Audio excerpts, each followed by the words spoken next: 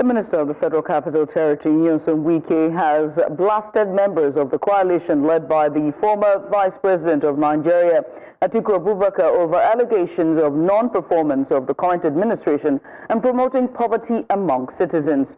Wike, during a media chat in Abuja, said that the allegations made during the 60th birthday celebration or birthday ceremony lecture of the former governor of Rivers State, Rotimi Amaechi, with the theme Weaponization of Poverty as a Means of Underdevelopment, which held in the nation's capital, Abuja, is shameful, false, and an attempt to mislead Nigerians.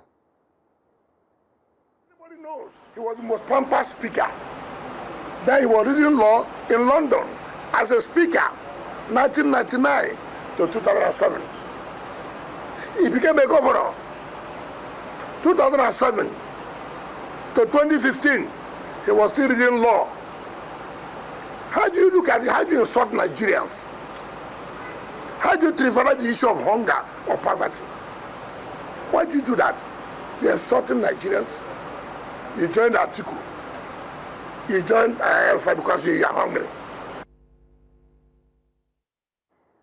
Joining us live virtually is Okiki Adeniran. He's a lawyer based in Lagos. Okiki, many thanks for joining us. I mean, given the uptick in conversations around the 2027 elections, there must be just a need to sensitize the conversations, or sanitize the conversation, if you will, and avoid toxic language. Is it right to make this assumption?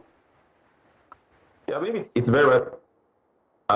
very important for our politicians to be direct and to address issues, as they come. I believe that toxic languages and saying things about the other person should be left and taken out of the scene.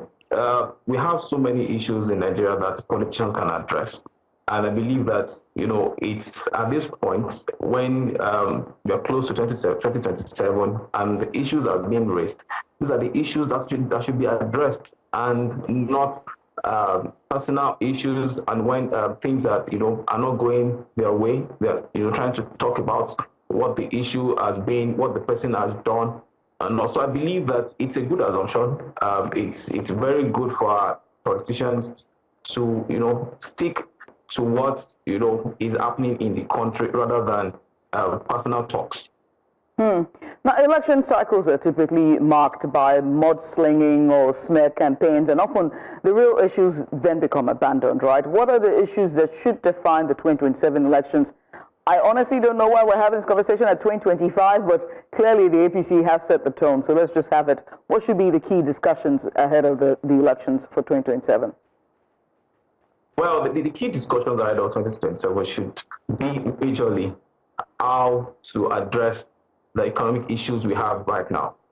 That's number one. Then number two, I believe that there's poverty in the land, right? How do we address that? How do we take that away from our country?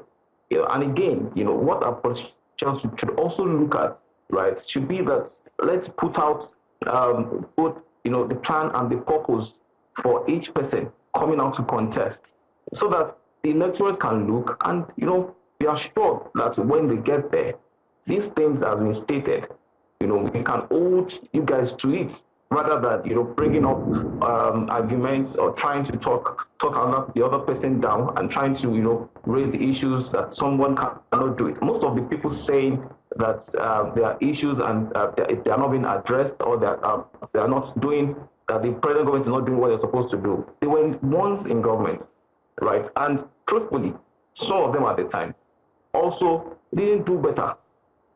So at this time, I don't think it's just a kind of keketu calling the pot black. What should be done in this space and at this time should be addressing the issues Nigeria is going through, and not calling another person names. It's not what we should do as a country.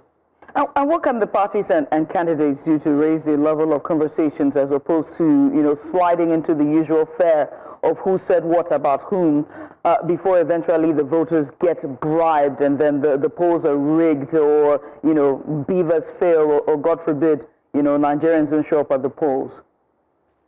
Well, but basically, I believe what should be done by our politicians, right, are constructive criticisms, based on the plan and the purpose of each politician, each person, candidate for a political party, right? So when we have someone who has come out to contest, and the other party to, has decided to look at the plan and then look at the purpose which the other party has decided to put out, right? You can have another party criticized, and in that sense, there will be an healthy conversation rather than having a conversation that has to do with personal things. Instead of saying, this person at the time was in government, he didn't do his work, he's not capable of doing this, or probably talking about some other personal things. It should be what addresses the nation. Right. And conversations that should be something that is based on the plan and the purpose for the Nigerians. Right. And you make a very fair case. Okiki Adeniran there, he's a lawyer based in Lagos, Nigeria, joined us following just as the elections for 2027 is already setting the tone, and we're trying to get it back to sane conversations and the key issues that affect the everyday Nigerians. Once again, Okiki, I must say thank you for joining us. Okiki Adeniran, lawyer, joining us live from Lagos.